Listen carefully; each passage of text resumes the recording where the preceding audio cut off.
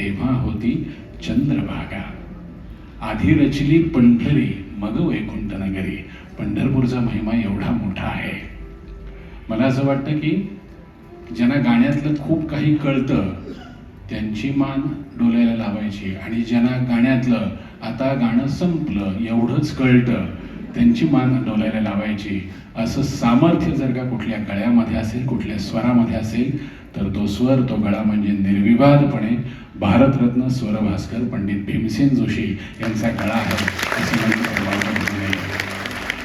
आपल्याकडे 33 कोटी देव आहेत. प्रत्येक देवाचं असं काहीतरी वाहन आहे.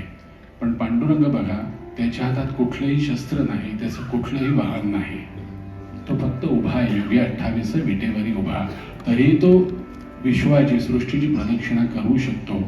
जर का पांडुरंग आपल्याशी बोलायला लागला आणि आपण त्याला विचारलं की पांडुरंग बाबा, तू कसा काय या विश्वात संचार करतोस, तुझ्याकडे कुठलंच वाहन नाही, तर तो सांगेल माझ्याकडे एकमेव वाहन आहे, ते म्हणजे पंडित भीमसेन जोशी यांचा गळा.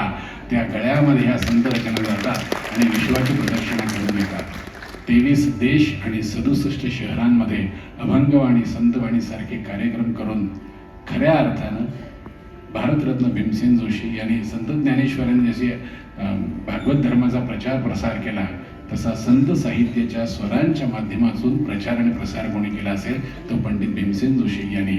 भीमसेनजीने गाऊन अजरामर केलेला अभंग पंढरी जावाचं चंद्रभागे स्नान.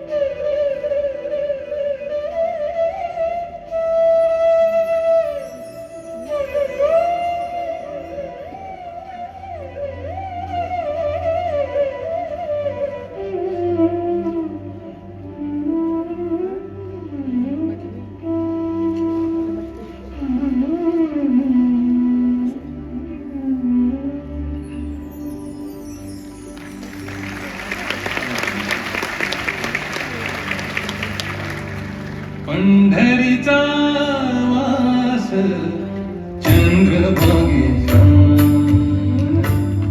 पंढरीचा वास चंद्रभागे, आणिक दर्शन, आणिक दर्शन विठोबा